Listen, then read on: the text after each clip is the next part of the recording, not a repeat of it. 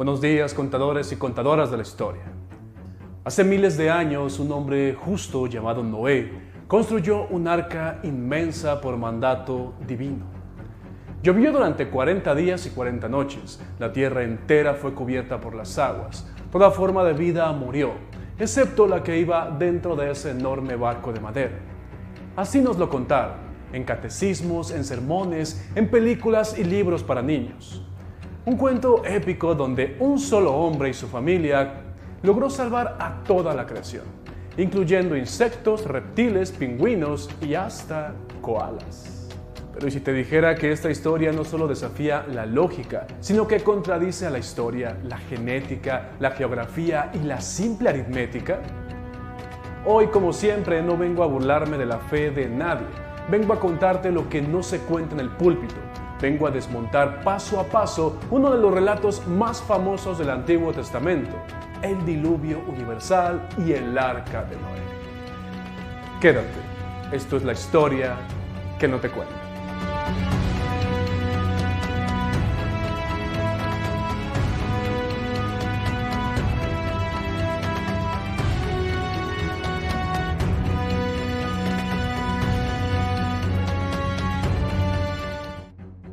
El relato bíblico. La historia empieza de la forma más inquietante posible. Y se arrepintió Jehová de haber hecho al hombre en la tierra, y le dolió en su corazón. Génesis 6:6. Sí, según la Biblia, el Dios Todopoderoso, omnisciente y eterno, no solo crea algo que no le gusta, sino que luego se arrepiente de haberlo hecho. Entonces, y como hizo con los dinosaurios, decide borrón y cuenta nueva. Exterminar a toda la humanidad, hombres, mujeres, niños, ancianos, bebés, con un diluvio mundial.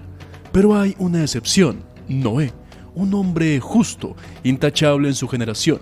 A él se le encarga una tarea titánica, construir un arca de madera de gofer de más de 135 metros de largo, casi lo que mide un campo y medio de fútbol profesional. Sin planos, sin maquinaria, sin ingeniería naval, solo con fe y mucha madera. El plan era el siguiente: introducir a su familia y a todos los animales del planeta, sí, del planeta. 2 de cada especie, dice Génesis 6:19. Y aunque en Génesis 7:2 se corrige y aclara 7 pares de animales puros y solo una pareja de los impuros.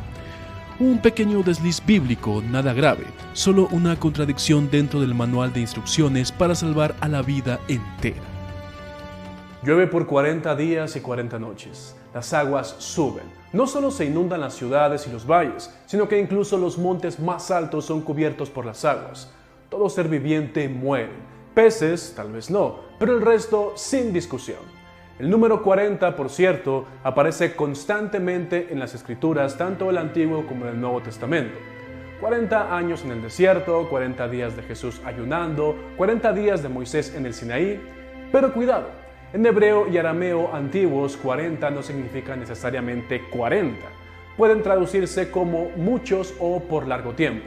Es decir, que no fueron exactamente 40 días de lluvia, fueron muchos.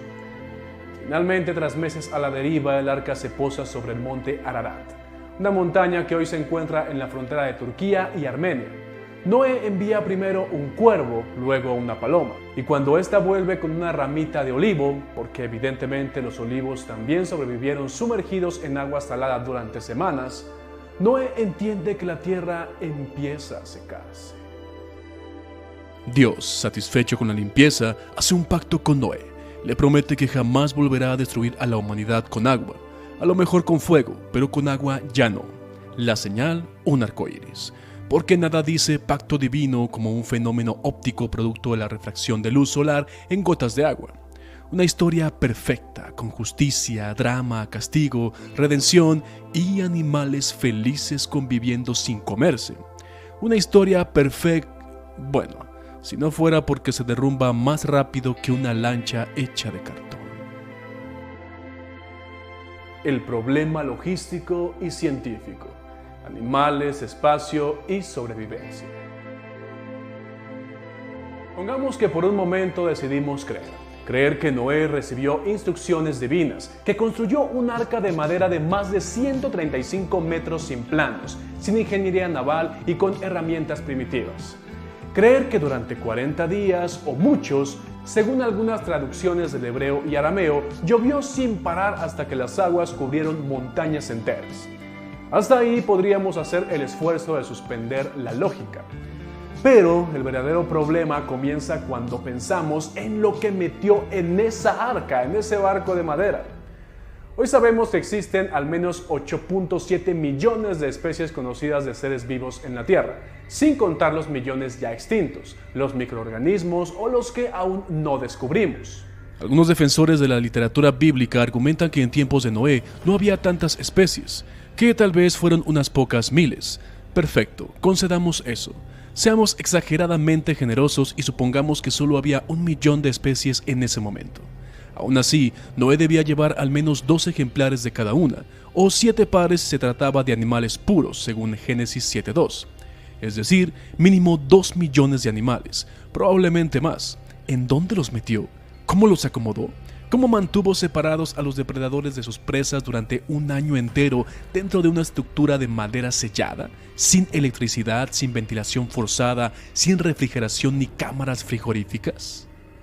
Tomemos un ejemplo simple, los leones. ¿De qué se alimentaron durante 1 año si no podían comerse los unos a los otros? ¿Carnes deshidratadas, conservas celestiales, ayuno espiritual? Los pandas comen bambú fresco, los koalas eucalipto, los osos polares necesitaban bajas temperaturas, los camellos desierto, los sapos requerían humedad, los elefantes toneladas y toneladas de vegetales al mes y lo que desechaban. Todo eso en una sola embarcación de madera, sin refuerzos metálicos ni espacios adecuados para hábitats tan distintos. Si el relato fuera literal, tendríamos que aceptar que Noé y su familia, 8 personas en total, fueron capaces de alimentar, limpiar y mantener con vida a más de 2 millones de animales durante 1 año entero. Es decir, una hazaña que haría palidecer a cualquier ejército moderno. Pero eso va contra toda lógica biológica. No es posible cruzar un león con un jaguar y obtener un guepardo. La genética simplemente no lo permite. El relato se enfrenta a otro problema mayor. ¿Cómo se redistribuyeron las especies tras el diluvio? ¿Cómo llegaron los canguros exclusivamente a Australia y los lémures a Madagascar? ¿Los bisontes a Norteamérica, los pingüinos al Polo Sur? ¿Hubo una segunda migración continental? ¿Nadaron? ¿Usaron lanchas? ¿Dios usó la teletransportación? Porque si el arca aterrizó en el monte Ararat, en la actual Turquía, eso significaría que todos los animales del planeta salieron de ahí, y aún así lograron poblar zonas específicas del mundo sin dejar rastros fósiles intermedios en su viaje. Como te dije al inicio, no se trata de atacar tu fe, se trata de reconocer que si esta historia fuera cierta de forma literal, sería el equivalente a un milagro tras otro, tras otro, tras otro y tras otro, rompiendo las leyes de la física, de la biología, de la genética, de la ecología, de la zoología y de la simple lógica humana. Es una historia que solo puede sostenerse si asumimos que todo lo que conocemos sobre el mundo natural no aplica, que Dios intervino en cada detalle, cada segundo durante más de 1 año, solo para luego volver a dejarlos valerse por sí mismos. Y aún así, después de toda esa limpieza, los humanos vuelven a pecar. Qué curioso, ¿no? Inspiración de la historia. La historia del diluvio no nació con la Biblia. Mucho antes de que Noé fuera imaginado por los escritores hebreos, ya circulaban relatos similares en culturas mucho más antiguas. En la antigua Mesopotamia, una región con frecuentes desbordamientos de ríos, ya existía la figura de Utnapishtim, un hombre justo al que los dioses advierten de un diluvio que exterminará a toda la humanidad. Lo instruyen para construir un gran barco, llevar animales y su familia y sobrevivir al castigo divino. Este relato aparece en la epopeya de Gilgamesh, escrita al menos 1000 años antes que el Génesis. Y si vamos más atrás, nos encontramos con el mito de Ziusudra en los textos sumerios, donde también aparece la idea del hombre piadoso que construye un barco gigantesco para salvarse de una inundación enviada por los dioses como castigo por el ruido y el desorden humano. Pero no es exclusivo de Mesopotamia. En la India, el mito del diluvio aparece en el Matsya Purana, donde el dios Vishnu, en forma de pez, advierte al sabio Manu sobre un cataclismo inminente. Manú construye una embarcación, salva a los sabios, a los animales y repuebla la tierra después del desastre. En Grecia, Deucalión y Pirra sobreviven a una inundación enviada por el mismísimo Zeus para castigar la corrupción humana. Ellos también construyen un arca, sobreviven y repueblan al mundo lanzando piedras que se convierten en seres humanos. Y en Mesoamérica, los mexicas y los mayas también tenían versiones del gran cataclismo. En el Popol Vuh, por ejemplo, los dioses destruyen a una humanidad fallida con una gran lluvia. Mientras que en el mito mexica de los soles, un diluvio marca el fin de una era y transforma a los humanos en peces. Incluso en algunas culturas indígenas de Norteamérica, como los Hopi o los Cree, existen leyendas de grandes inundaciones que reinician al mundo. Estas coincidencias globales no son prueba de que el diluvio fue real, sino de que muchas culturas buscaron explicar las catástrofes naturales que los afectaban con relatos donde los dioses limpiaban la tierra y seleccionaban a unos pocos para comenzar de nuevo. En una época donde no se entendían los ciclos climáticos ni los desastres naturales, un diluvio podía verse como un castigo sagrado, un acto de limpieza divina. Y es natural que los pueblos con grandes ríos, lluvias monzónicas o tsunamis heredaran mitos de aguas destructivas. El relato del Arca de Noé no es más que la versión hebrea de esta tradición milenaria, un reciclaje literario adaptado a la visión de un Dios único, moralista, que castiga el pecado pero deja abierta la esperanza. Lo fascinante es que si aceptamos que todos estos relatos se parecen tanto, es porque vienen de una experiencia humana compartida. El miedo a ser borrados por la naturaleza, el anhelo de ser elegidos para sobrevivir y la necesidad de creer que tras la destrucción siempre vendrá una nueva oportunidad. Pero si tantas culturas tienen historias similares, ¿eso prueba que el diluvio ocurrió? No, prueba que el mito funciona, que es poderoso, que toca fibras emocionales profundas y que por eso ha sobrevivido. No porque sea cierto, sino porque necesitamos creer que, incluso en el fin del mundo, alguien podrá sacar su mano, construir un arca y salvarnos. Pruebas que los creyentes usan. Durante años, algunos creyentes han intentado dar el relato del diluvio un barniz científico. Afirman, por ejemplo, que el hallazgo de fósiles marinos en lo alto de las montañas es una prueba clara de que el agua alguna vez cubrió toda la Tierra. Y sí, es cierto, hay fósiles marinos en montañas. Lo que no mencionan es que la geología moderna explica perfectamente este fenómeno, a través de la tectónica de placas, la elevación de terrenos oceánicos a lo largo de millones y millones de años y la lenta formación de cordilleras como los Himalayas o los Andes. No hace falta ningún diluvio global, solo tiempo, presión y placas tectónicas moviéndose. Pero claro, eso no suena tan épico como una tormenta de 40 días que convierte a la Tierra en una pecera celestial. Otro argumento recurrente es el monte Ararat. Algunos aseguran que allí, en Turquía, descansan los restos del Arca de Noé, que satélites han detectado una forma rectangular enterrada en el hielo, que expediciones secretas han subido, han tomado fotos, han entrado y han salido del lugar con la confirmación de que allí está la embarcación más famosa de la historia. Pero, ¿dónde están las pruebas? ¿Dónde está la madera fosilizada? ¿Dónde están los clavos, los fragmentos, la evidencia de una nave capaz de cargar millones de animales? ¿Por qué no hay una sola muestra sólida verificada por la comunidad científica? Lo curioso es que después de miles de investigaciones arqueológicas, de escaneos por radar, de misiones financiadas por organizaciones religiosas, lo único que tenemos son fotos borrosas, testimonios sin rigor y estructuras geológicas que parecen un barco si entrecierras los ojos con mucha fe. Y aún más curioso, ¿por qué solo se valida el diluvio de la Biblia? ¿Por qué no se defiende con el mismo fervor el diluvio del Utnapishtim, el de Manú, el de Deucalión, el de Ziusudra? Porque en el fondo no se busca demostrar que hubo un diluvio, se busca demostrar que la Biblia tiene razón, incluso si hay que forzar la ciencia para que encaje. Es el equivalente a buscar fósiles de dragones para probar que Juego de Tronos fue un documental. También se habla de depósitos de sedimentos en todo el planeta como si fueran evidencia de una única gran inundación. Lo que no se dice es que esos sedimentos tienen edades distintas.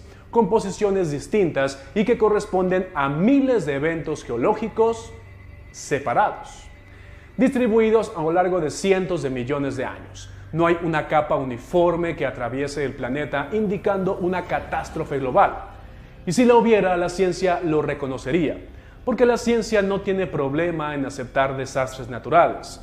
Lo que no acepta es que 8 personas en un barco de madera salvaran a todas las especies del planeta mientras llovía sin cesar. Y si aún quedara duda, basta con hacerse una pregunta simple. Si el arca de Noé existió, si fue real, si está enterrada en una montaña y se puede probar científicamente, ¿por qué no está en un museo? ¿Por qué no se ha convertido en el hallazgo arqueológico más importante de la historia de la humanidad? ¿Por qué todos son conjeturas, fotografías aéreas ambiguas y testimonios que nunca resisten una segunda pregunta? Porque en el fondo ni ellos lo creen del todo. Lo repiten porque lo necesitan, porque aceptar que el diluvio es un mito, que el arca es simbólica y que Noé es un reciclaje literario de culturas más antiguas, es aceptar que no todo en la Biblia es literal. Y cuando uno empieza a hacer eso, la fe ya no flota tan fácilmente. Así que al final del diluvio lo que queda no es un mundo limpio ni un pacto inquebrantable con la humanidad, ni siquiera la huella arqueológica de una gran arca. Lo que queda es la evidencia abrumadora de que esa historia no resiste la más mínima versión lógica, histórica o científica. Pero también queda algo más, el poder del mito, la necesidad profundamente humana de creer que hay un plan, incluso en medio del desastre, que si el mundo se destruye, alguien lo salvará, que hay castigo, pero también redención. El relato del arca de Noé no ha sobrevivido porque sea cierto. Lo hace porque es útil, porque como todo buen mito resume los miedos, las esperanzas y las contradicciones humanas en una sola imagen. Un barco en medio del fin del mundo. Y eso hay que aceptarlo, es muy poderoso. La Biblia puede ser un buen libro, valioso, culturalmente inmenso, lleno de poesía, metáforas y lecciones humanas, pero no es un registro científico ni histórico. No es un periódico de la antigüedad, y cuando se le exige que lo sea, terminamos forzando a Noé a meter pingüinos y jirafas en la misma bodega y a flotar a la deriva por muchos días. Yo soy Fernando Magaña y si ya has llegado hasta este punto del video, por favor, deja tu like o deja tal vez tu dislike, que aquí nos vemos en la próxima. Me mamé con este Juego de Tronos, ¿no? Cierto.